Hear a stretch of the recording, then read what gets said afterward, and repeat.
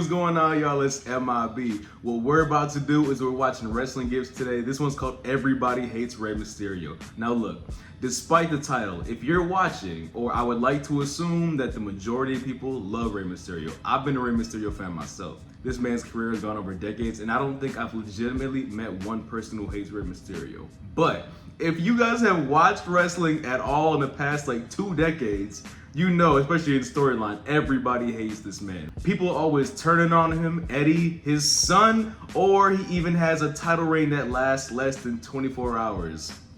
Shout out John. Also excited about this because I'm a fan of Wrestling Gives channel. He makes great content. Sub to him if you haven't already. Alright y'all, we about to get into it. Everybody hates Rey Mysterio. Rey Mysterio is no doubt one of the most beloved wrestlers of all time. A universally loved icon who transcends generations to the point where if someone tells you that they don't like Rey Mysterio, it is instantly a huge red flag. And while all of us fans, young or old, all love Rey Mysterio, in the kayfabe world of wrestling, yo, everybody hates Rey Mysterio. Despite being one of the most successful wrestlers of all time, this man's career has been filled with some of the most insane disrespect you've ever seen any wrestler face. From betrayals to injuries to getting thrown off buildings to more betrayals to just straight up bullying, Rey Mysterio in his WWE career has been a certified victim. It all began back in 2002 when Rey finally made his debut in the company, and instantly upon his arrival, Rey became a fan favorite. And instantly upon his arrival, his bad luck began. Just a few months into his run, Rey found himself in a feud with the Big Show, and by feud, I mean we got a giant Neanderthal torturing a tiny Mexican man on live television. Once Rey started beefing Show, it really set the tone for the rest of Rey's career. We started seeing shit that just didn't make any sense. On an episode of SmackDown back in 03, Big Show put up to the main event and just casually grabbed Rey and tossed him into the crowd. Not the front row, not the second row, nah, he sent his ass all the way to Mexico, and the show just went on like nothing happened. And at that point, you would assume that that would be enough, right? Like, there's no need for more violence against Rey. Nah, at the pay-per-view, poor Rey is getting this done to him. Yo, nothing, no protection, nothing to break his fall, straight CT to the dome, a grown man getting tossed around like that. It makes no sense. But honestly, it was just another day in the life of Rey Mysterio. As the years went on, things just got worse and worse for poor little Rey. 2004 comes and JBL at this point becomes SmackDown's biggest savage. Deport the Mexicans, build a wall, you know the deal. And while JBL was in a feud with Eddie Guerrero, Rey Mysterio stepped up to help his good friend against the evil JBL. He wanted to hold it down for his best friend, he wanted to hold it down for his people, Rey wanted to stand up against the bully. He proceeded to get destroyed for 10 minutes straight. JBL on an episode of SmackDown for no reason just kills Rey Mysterio. No joke, the longest squash match I can recall. For 10 minutes straight, including a commercial break, you know, for good measure, JBL does everything he can to basically deport Rey Mysterio to heaven. Power slams, suplexes, punches, you name it, everything and anything. JBL did more moves in this match than he had for the past 5 years before this. JBL pulled up with a custom moveset just to bully Rey, and the worst part was, during this assault, nobody came out to help Rey. Not Eddie, not any referees, not any trainers, not Funaki, nobody. And that was just the beginning. God damn! Wait a minute, that clothesline was actually kind of sick. But in a way, I do feel for him because I'm pretty sure he was billed at like, I want to say 165. So when he mentions JBL pulling out a whole custom moveset, I know people really got their shit off when they was fighting Rey.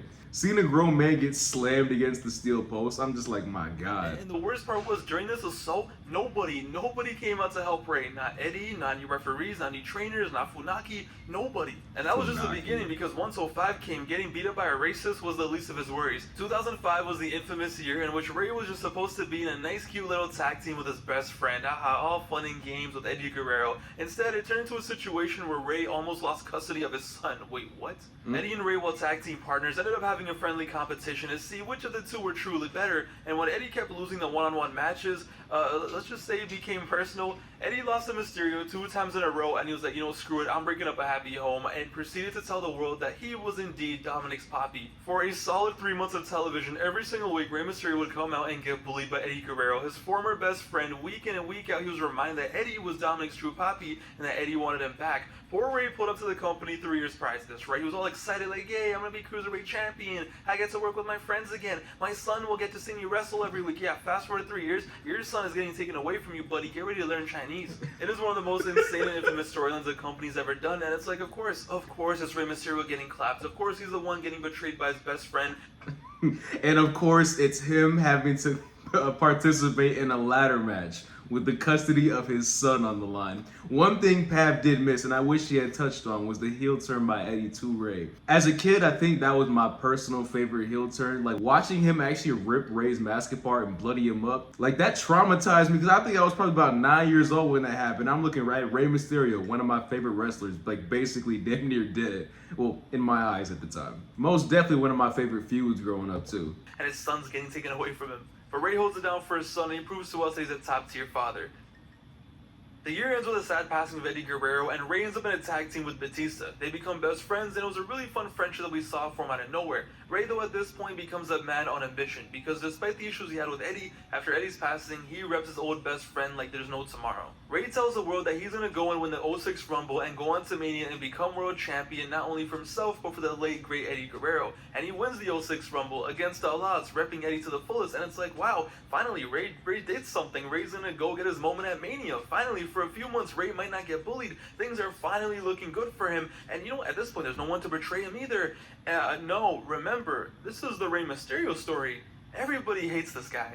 Eddie, Randy. Eddie's down there in hell. Rey, in something that would only happen to Rey, of course, ends up in a situation where he wins the Rumble, yet for some reason ends up in a match against Randy Orton and No Way Out, where his Mania shot was on the line, and you would assume that the guy who won the Rumble would double down and win again and go on to Mania and win for his dead friend, Rey. Nope. It's Rey Mysterio.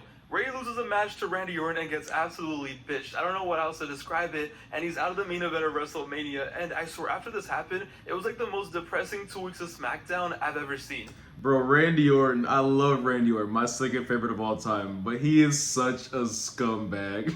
Like, not only does it say the thing about Eddie, but for him to hang on to the rope too, like, he was such a good heel. But it's fine, it's Rey's time, and Teddy Long holds it down for him, and he adds him back to the match at WrestleMania. And at WrestleMania 22, Rey's legacy is cemented when he wins the triple threat match and becomes World Heavyweight Champion. The smallest world champion in the company's history. Against all odds, Rey did it. From getting tossed into the crowd, getting beat up every week by giants, almost losing his son, Rey, 4 years into this run with the company, won the big one.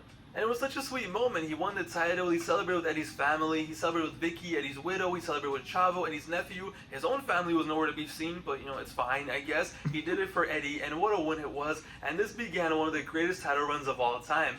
No, it's Rey Mysterio. So instead, this began one of the saddest, most depressing title reigns of all time. Yo, you would assume that when he's the champion, he might get some solid booking, right? You know, you would assume now that he's champion, he might not get killed every week. No. Now instead, Mark Henry tortures him every week on SmackDown. Donald Trump is back to bully him. They flew in the Great Khali straight from India just to destroy him. They even brought in Kane from Raw to SmackDown to beat him up. Every week, Rey is getting his ass beat. He might have been the world champion, but yo, he was not treated like one. And even when he did beat someone and defended his title, such as JBL at Judgment Day, just look at the state of him. He was literally Kenny from South Park, just dying every episode. He was, and I'm waiting for him to show the Khali squeezing his head like Omni-Man. Just when things couldn't get any worse, Chavo Guerrero, the most useless member of the roster, betrays him and costs him the title. Yes, the same idiot who Rey ran to celebrate with at WrestleMania 22, instead of his own family, ended up costing him the title. And after this, things got bad. Poor Rey Mysterio just hit the gutter. To add insult to injury, he was just out here getting abused by the Guerrero family, the same family who we tried to hold it down for, to help out, you know, to make sure Eddie's memory doesn't die. Nah, sorry, Rey, they hate you, buddy. And before you know it, millions of kids around the world are watching SmackDown, and they get to witness Rey Mysterio hung upside down by the stage, getting his leg broken by Chavo Guerrero while screaming, "I quit." Cheers. Son's crying. Nice one. Everybody hates Rey Mysterio. Yo, do you know how fucking depressing it was watching this as a kid and seeing Rey Mysterio get killed by Chavo Guerrero of all people, getting his leg broken, him screaming, I quit. I cried. I genuinely cried watching this. So at this point, Rey gets injured for real, and he misses a solid 8 months of action after this. And after everything he had been through for the past 4 years, maybe it was for the best, right? You can't get betrayed if you're at home, right? You can't get bullied if you're at home. It was a nice little break for Rey, especially considering the fact that when he did come back, things were somehow gonna get even worse. Rey comes back at SummerSlam 2007 just looking absolutely disgusting. He thought he was a Silver Surfer. Instead, he just looked like an idiot. At this point, the costume designers betrayed him, bro, because what the hell is this? But Rey comes back and he wins his first match, and everyone was so happy to see him, right? One of the biggest selling points of the actual pay-per-view was Rey's return, so he came back with a lot of momentum, and it felt like we were gonna get another huge Rey push. Everyone was so excited, everyone was down. SmackDown felt like must-watch TV, and what better way to bring Rey back to reality than have the Great Khali traumatize a generation of wrestling fans? What the Yep, here we go. It took 2 weeks. After missing 8 months, it took 2 weeks for them to kill Rey Mysterio. They had the Great Khali go out there and crush his head like a watermelon. This was one of the most disturbing, violent attacks on any wrestler back in the day. And of course it was Rey. It had to be him. Of course we had to watch Rey get this done to him. Watch him get the chalupa juice squeezed out of his head. And this was it. This was another moment where kids all over the world were crying. We were traumatized. We were hurt. We were disturbed. And the wildest part about this was it took 2 minutes for Batista to come and save him. Rey was literally dying in the ring, leaking, pouring. The most he's ever died, if that makes any sense. He's been dying a lot, and Batista just took his sweet time, even waited for his music to hit to come down, and by the time he does come out to save the day, even the fans are just like, well, what is the point, bro? And after this, it was just a wrap. Every single week, something was happening to this guy. It made no sense. Stuff that you couldn't even predict. Stuff that could only be written by people who genuinely hated this man. One time, one of his ops literally did a fake stretcher job just to lure him in so we could clap him. I'm sorry, what?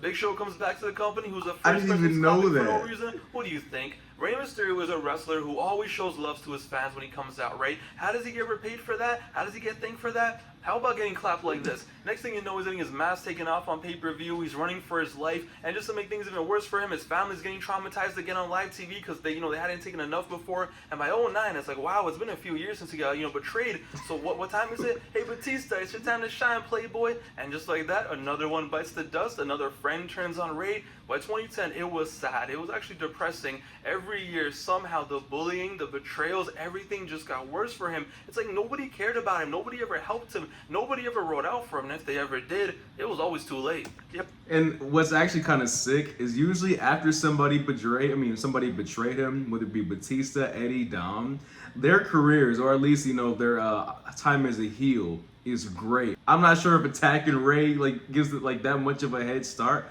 but they do a damn good job once they beat Rey's ass, and I'm sorry to say. Like I said, I love Rey, but man, heel Batista was one of my favorites. Yo, it just got sad, and the perfect example of everybody hates Rey Mysterio is when he ended up in a little feud with Jack Swagger. It was the summer of 2010, I remember this vividly, and Jack Swagger had been targeting Rey's ankle for weeks, okay? On an episode of SmackDown, Rey eventually ended up in the trainer's room. He was clearly hurt, and he was feeling the effects of the attacks. He wasn't doing well. Jack Swagger pulls up to the trainer's room like the biggest demon and tells everyone to get lost. He grabs Rey's ankle and just proceeds to put him in the ankle lock, and Rey is out here screaming for his life. He's crying, he's bleeding. Once again, Rey is dying. And Swagger just keeps going with a submission, and before you know it, Rey is getting dragged out of the trainer's room, and it's like, damn, okay, this is a pretty solid attack, nice booking, nice... Bro, what are you doing? He's literally taking him around the backstage area in the ankle lock, and you're just like, oh, stop, bro, please stop, bro. What are you doing? Swagger, the issue was the ankle lock didn't stop. Jack Swagger proceeded to have Rey Mysterio in the ankle lock for 3 straight minutes. 3 straight minutes, dragging him all over the arena, from the backstage to the front stage. Dog, 3 minutes, you could have went to your kitchen, got a bag of popcorn, put it in the microwave, made it, ate half of it, came back, and the ankle lock would have still been going on. And nobody cared. Nobody cared. Nobody stopped him. Nobody did anything. Nobody saved him for 3 minutes. For 180 seconds, this man was getting his ankle turned to dust, and nobody moved an inch until the big slow pulled up 3 minutes later. At that point, it's like, what was even the point of that, bro? Just leave it. It's done. Everybody hates Rey Mysterio. The bad guys, the good guys, friends, enemies, referee, wives of friends, his own family, John Cena. They had 2011 Superman Make-A-Wish Foundation High Chief John Cena do Rey Mysterio dirty. That itself is so insane. They had Rey Mysterio go out there in 2011 and win the vacant WWE Championship. It was like the coolest thing ever. Nobody expected it. Wow, Rey's champion. And they made his title run last less than 90 minutes, less than an episode of Raw. He won the title to open up Raw and couldn't even make it to the next show as champion. He couldn't even take the title home to show his kids and come back next week and lose. Nah, they had John Cena pull up, challenge him to a match. He just loses. He just gets slapped. It's actually sick though, because they actually let him get a little mini photo shoot. As far as I remember, there's a couple actual renders of him with the title, and knowing he didn't even get through a couple more hours is actually tragic for him. It makes no sense. It just absolutely embarrassed, just absolutely taken advantage of. It makes no sense. Rey even left the company, came back years later, and guess what? Everyone still hated him. If anything, they hated him even more. Next thing you know, he's getting thrown off a building. I'm not making this up. He got thrown off a building. And if that wasn't enough, yo, we had to go even crazier. Hey, we need someone to take someone's eye out. I forgot about this match. Ray, come here. We gotta take your eye out. I'm sorry. Wait, what? Rey Mysterio in kayfabe during COVID got his eye taken out by Seth Rollins. How do you even think of this shit, bro? Yo, it doesn't matter what generation you grew up in. If you're a 90s kid, 2000s kid, 2010s, at this point, the 2020 kids are going to be seeing Rey Mysterio will be getting bullied on TV. Fast forward to 2022, his own kid, his son, the same little idiot whose custody he fought for in a damn ladder match, becomes a wrestler, and even he turns on Rey Mysterio. Even his son, every single person he knows turns on him and does him dirty. His own son proceeds to go around telling the world how his father was a deadbeat. He proceeds to go back home with his emo girl and do this to him. So you know what, it turns out I'm wrong. I guess you can be bullied at home. And the most unfortunate part is, fast forward to present day, fast forward to 2024, Rey Mysterio is still out here getting betrayed to this very day. Rey Mysterio is now a 49-year-old man. He's in the Hall of Fame, which, by the way, even his speech couldn't go on without him getting disrespected. He's still out here getting betrayed by old men, by young people, everyone.